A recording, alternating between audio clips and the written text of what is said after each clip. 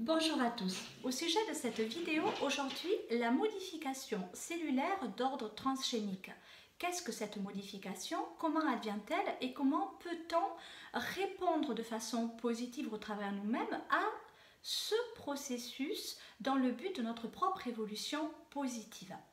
Tout d'abord, pour que vous puissiez parvenir à comprendre qu'est-ce que cette transformation moléculaire d'ordre transgénique, il vous faut parvenir à, quelque part, comprendre qu'au départ de l'évolution, Dieu nous a créés en tant qu'âme pure, exempte de négativité, et qu'il a engendré un processus de réincarnation sur la Terre. Donc au départ, nos cellules étaient des cellules divines incarnées en tant qu'humains, mais des humains quelque part abaissés vibratoirement dû au simple fait de l'incarnation objective possédant un potentiel de loi de l'attraction, donc d'attirer à soi ce que l'on se représente de soi, et un potentiel de discernement du bien et du mal à souhait au travers de nos propres visions des choses, mais au travers nous-mêmes.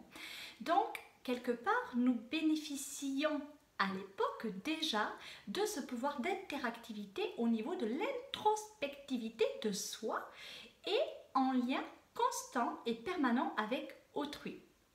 Donc, qu'est-ce qui s'est passé à partir de ce moment-là? Tout simplement, on a pu interconnecter dès lors les plans supérieurs de lumière ou les plans inférieurs d'ordre négatif. Et comment est-ce qu'on a pu les interconnecter, ces plans? Par le simple fait de penser. La pensée permet la catalysation énergétique, donc permet d'attirer à soi à souhait, selon ses propres souhaits, en lien avec son propre état d'esprit. Donc, en vivant communément en harmonie avec d'autres personnes, on a pu également vivre des choses plus désharmonieuses parce que l'on s'est laissé infiltrer par des entités dites négatives à cette époque déjà, juste de par le simple fait de l'abaissement vibratoire dû à nos mauvaises pensées et donc mauvaise interactivité au travers nous-mêmes. Alors, comment se passe cette transgénie? Comment est-ce que cet accouplement a lieu sur un plan énergétique, vibratoire, et comment cela permet quelque part cette modification, ce réencodage ADN au niveau de notre processus interne au développement humain?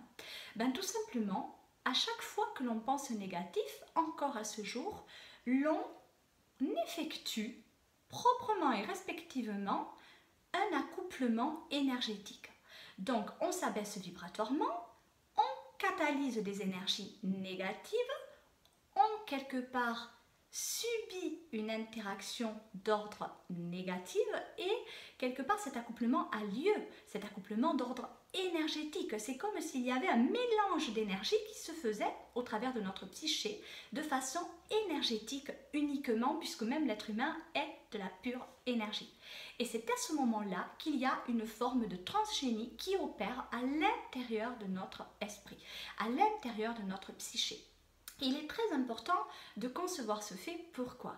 Pour éviter de justement subir ces accouplements pour notre bien, quelque part, à tous, mais à commencer par soi. Parce que au fur et à mesure que l'on va subir des modifications dues à des accouplements, des modifications ADN, dues à des accouplements bas astral, car il vous faut savoir que les entités du bas astral peuvent s'incarner sur Terre sans passer par la lumière. Alors comment cela se produit-il? Tout simplement lorsqu'elles peuvent trouver une matrice vibratoirement basse qui puisse accueillir leurs énergies, ou une matrice issue d'une âme familiale passée dans la lumière très élevée qui a souhaité le vœu de l'incarnation de libérer une âme familiale du bas astral dans le but de l'ascension positive de cette âme en commun accord bien sûr, et dans le but quelque part de vivre des similitudes en appartenance avec leur propre projet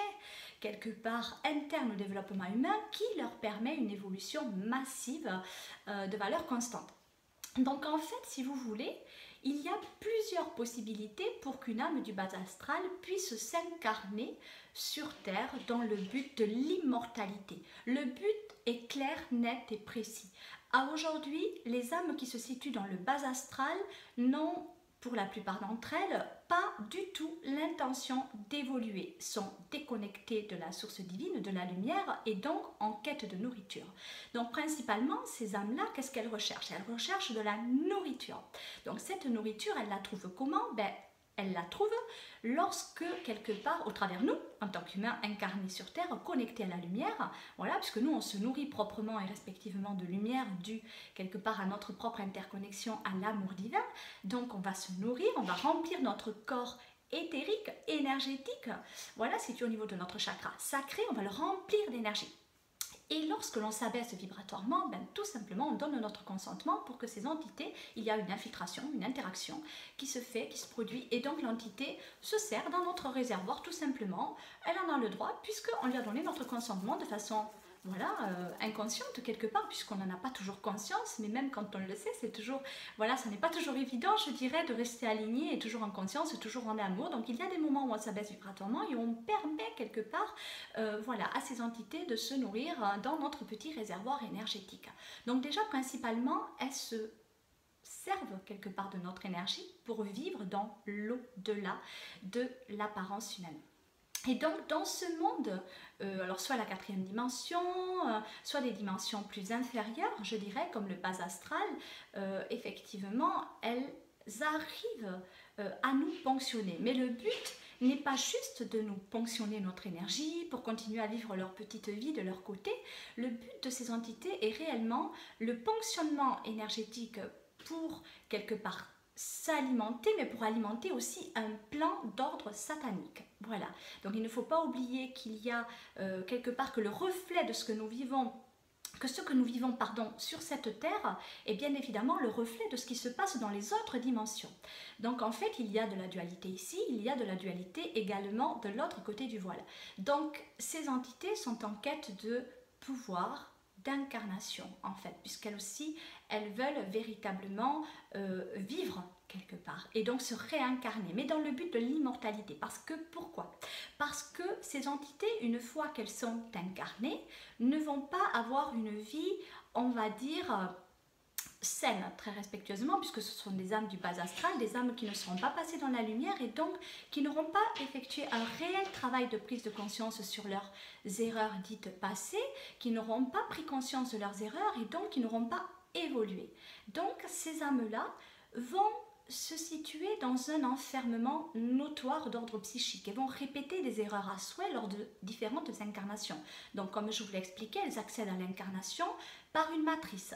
Voilà, et donc elles s'incarnent, elles parviennent à s'incarner et elles vont bien évidemment commettre des erreurs quelque part irrecevable aux yeux de Dieu, bien sûr, dans le sens propre du terme, c'est-à-dire dans l'absolue vérité, parce que, une fois encore, même ces âmes-là ne sont absolument pas jugées par Dieu, puisque nous possédons tous cette même loi de l'attraction, et donc on attire à nous exactement ce que l'on est à souhait, et on a ce potentiel de loi de l'attraction, donc on n'est pas jugé. Très important.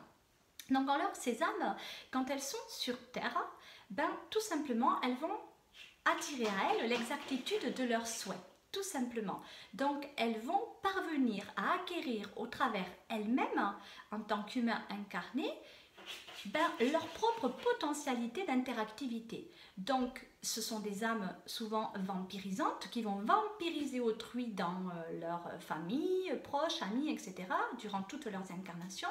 Ce sont des âmes qui vont vampiriser autrui, qui vont commettre également malheureusement pour les âmes du bas astral, dont les âmes noires que j'appellerais sans cœur, vont commettre également des meurtres, etc. puisque lorsque le sang coule, je vous en ai déjà parlé dans d'autres vidéos, il y a perte énergétique cellulaire, donc elles peuvent quelque part recueillir, c'est très subtil tout ça, mais c'est vraiment énergétique, lorsqu'il y a un meurtre, lorsqu'il y a des rituels sataniques et ce genre de choses, en fait, ces âmes-là se nourrissent réellement de l'énergie cellulaire contenue dans les cellules de la personne victime, tout simplement.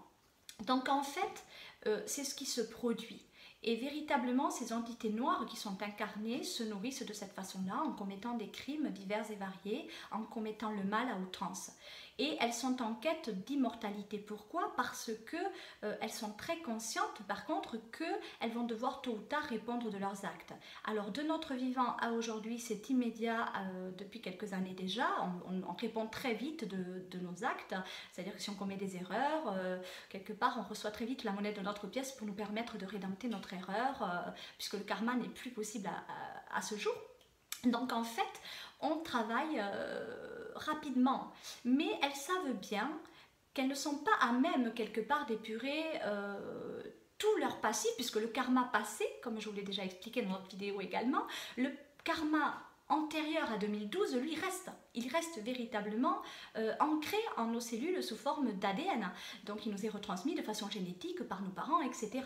Donc celui-là, on doit l'épurer.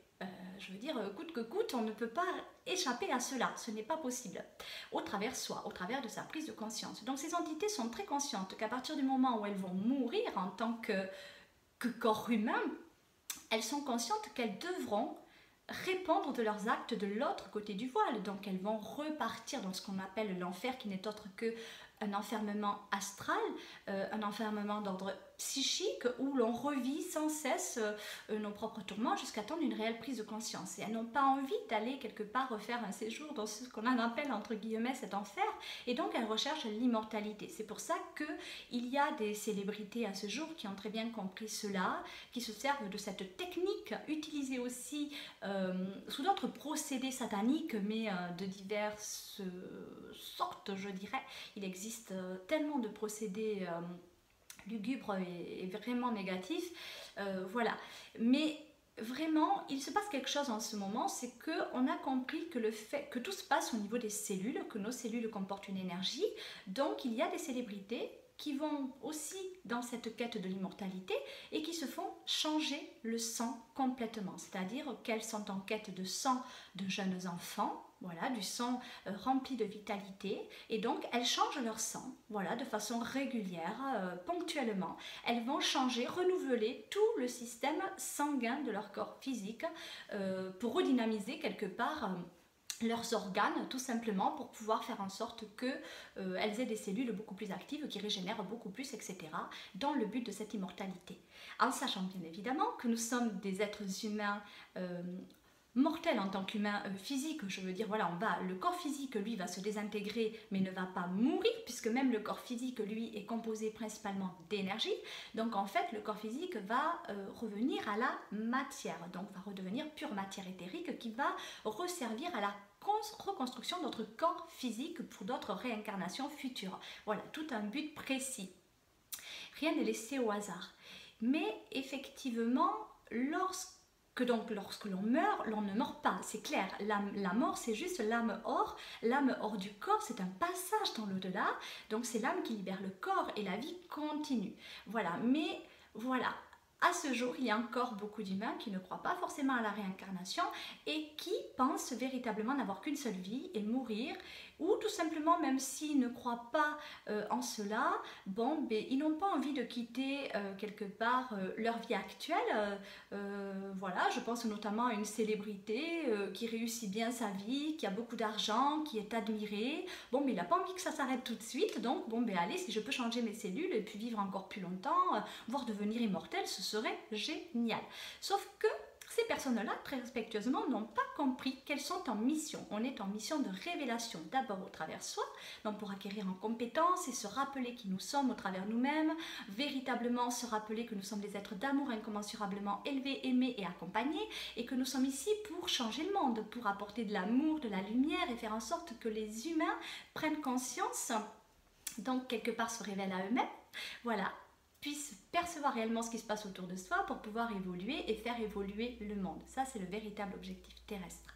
Mais voilà, il y a des personnes qui n'ont pas compris cela et qui pensent être ici comme en vacances, je dirais. Et ce qui a été aussi mon cas, je l'avoue, beaucoup plus jeune, je pensais qu'on pouvait vivre une vie en parfaite harmonie d'amour, voilà, se marier, avoir des enfants, le vrai monde des bisounours, où tout le monde est gentil, tout le monde est mignon. Et puis un jour, paf, le divorce arrive, et puis mince, tout s'écroule. Qu'est-ce que c'est que cette illusion de la matérialité? Où je suis? Qu'est-ce qui se passe? En fait, on est là pour apprendre, on est là pour évoluer, on est là pour servir Dieu, pour servir l'amour, l'amour, l'amour. C'est très important de s'honorer, de se révéler à soi-même pour pouvoir véritablement retransmettre ce message d'amour divin tout autour de nous. Donc oui, l'on subit des épreuves de vie choisies, prédestinées, voilà, tout simplement selon un plan précis que l'on a établi avant notre incarnation, qui est projeté sous forme de souhait dans la matérialité au travers de notre corps humain, au travers du souhait commun de l'incarnation. Donc on attire à soi toujours des personnes qui correspondent à nos sens évolutifs, etc. Et donc on évolue. Mais le but étant véritablement de prendre conscience, c'est comme si on devait ouvrir les yeux dans cette vie en fait. Ouvrir les yeux sur ce qui se passe réellement autour de nous. C'est ça le but de l'incarnation. C'est voir au-delà de ce que l'on voit avec nos yeux, mais voir avec notre cœur, ressentir avec le cœur, vivre avec le cœur, parler avec le cœur, agir avec le cœur. C'est vraiment ce qui nous est demandé. Alors l'immortalité, elle est effective dans le sens, quelque part en ce sens d'essence divine. Notre essence divine ne meurt jamais, nous réadvenons pure énergie après notre mort et nous accédons au plan énergétique qui correspond à notre vibration du moment. Donc on ne meurt effectivement jamais. Même notre corps physique va se désintégrer, ne mourira jamais. Voilà, la vie après la vie, en fait, c'est magique. Véritablement. Mais concernant le sujet initial qui est la transgénie, donc sachez qu'il suffit de penser négatif pour subir une transgénie. Alors qu'est-ce que ça signifie? Qu'est-ce que c'est? Ben, tout simplement qu'il y a deux races qui s'accouplent. Quelle race, me direz-vous? Ben, la race dite adamique, christique, bien sûr, race divine, et il y a également, alors, la race, je dirais, reptilienne, tout ce qui est d'ordre satanique, qui va s'accoupler avec nous dans le but de nous ponctionner notre énergie et de parvenir à répondre à leurs agendas collectifs, voilà, qui se situent sur d'autres plans, voilà, d'ordre extraterrestre. Hors Terre, hors dimension 3D, mais en lien constant et permanent, puisque toutes les dimensions sont interconnectées ensemble, s'interpénètrent, donc en fait tout ce qui est ici se passe aussi ailleurs en même temps, etc. Il est très important de savoir que cette transgénie a lieu, que nous sommes tous touchés, impactés par cette transgénie, et que par le biais de cette transgénie, voilà, qui a vraiment lieu par rapport à la pensée négative, je me répète, mais c'est très important, ben en fait ces entités nous infiltrent et elles nous font ressentir leurs états d'âme au travers nous. Donc c'est pour ça qu'on n'est pas des humains toujours en amour, pas des humains toujours gentils, pas des humains toujours respectueux.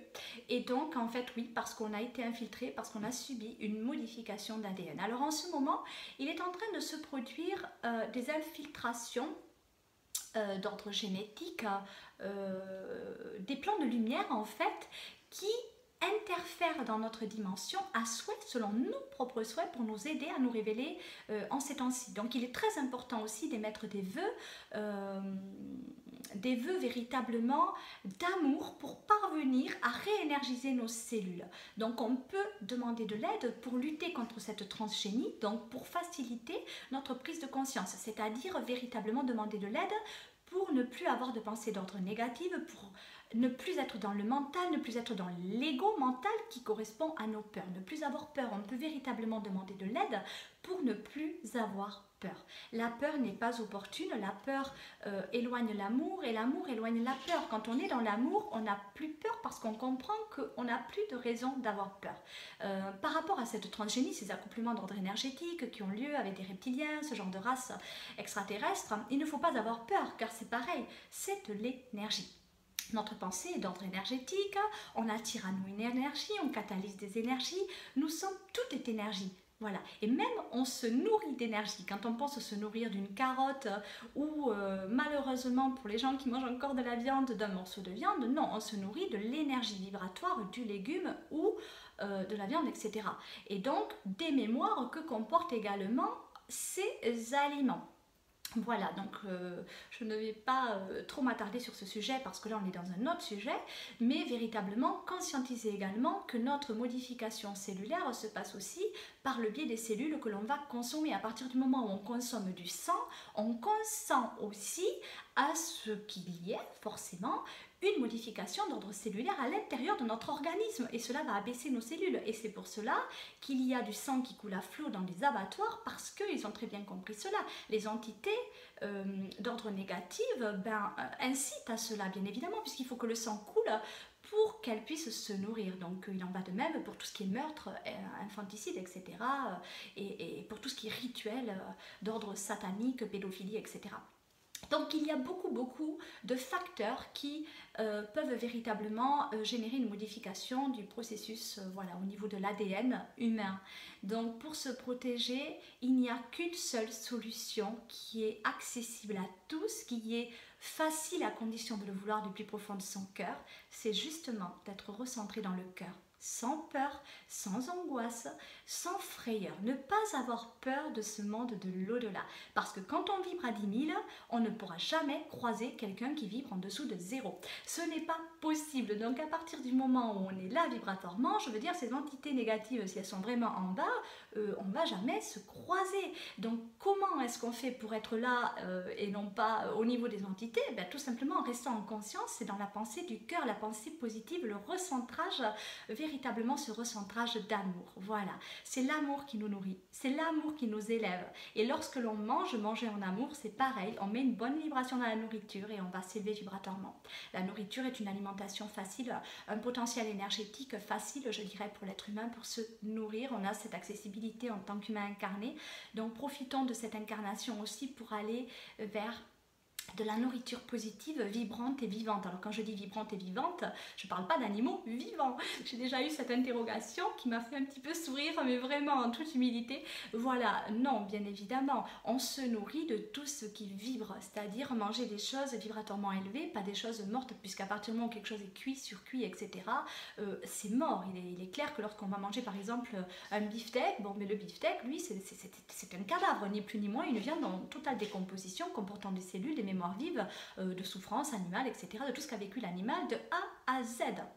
Donc, notre corps, nos cellules ont besoin d'amour et de lumière, de vitalité, de vibration élevée pour se réénergiser. Sans cela, les cellules s'affaiblissent et selon nos modes d'interaction, on peut créer tout ce qui est de l'ordre des maladies, tout simplement, les maux du corps, tout simplement. Donc voilà, j'espère avoir pu vous expliquer au maximum de mes possibilités respectives ce qu'est véritablement cette transgénie, comment elle a lieu et comment ne pas avoir peur de cela pour véritablement se donner de l'élan et lutter contre ça. Parce que le but, c'est aussi de lutter contre cette transgénie, mais en amour toujours. Ne pas être en colère contre ces âmes-là est opportun. Puisque, je vous le rappelle, la colère abaisse vibratoirement et permet le fonctionnement. Donc c'est un engrenage sans fin. Donc il faut véritablement prendre conscience qu'il n'y a que l'amour qui puisse vous élever vibratoirement, de ne pas donner votre consentement à ces entités en vous abaissant dans la colère, la dualité, l'irrecevabilité, etc. pour ne pas vous faire ponctionner et ne pas avoir de modification d'ordre cellulaire transgénique. Véritablement, il n'y a que ça qui puisse vous sauver, je dirais, de cette dualité. Ne plus être dans la dualité libère de la dualité, tout simplement. On n'est pas obligé de faire comme son voisin. Si le voisin est en colère après l'autre voisin parce qu'il s'est passé quelque chose, on n'est pas obligé d'aller critiquer, d'aller juger et de rentrer dans le jeu. On reste à l'extérieur, on perçoit avec le cœur et on envoie beaucoup d'amour à ces gens pour apaiser la situation et surtout aussi pour ne pas être impacté et pour ne pas subir cette transgénie. À chaque fois qu'il y a impact cellulaire, il y a véritablement une diminution de votre énergie vitale et cela n'est pas opportun pour votre propre évolution. Je vous souhaite tout le bonheur du monde, une merveilleuse conscientisation de cette vidéo et je vous dis à bientôt pour d'autres vidéos. Très belle soirée à vous tous.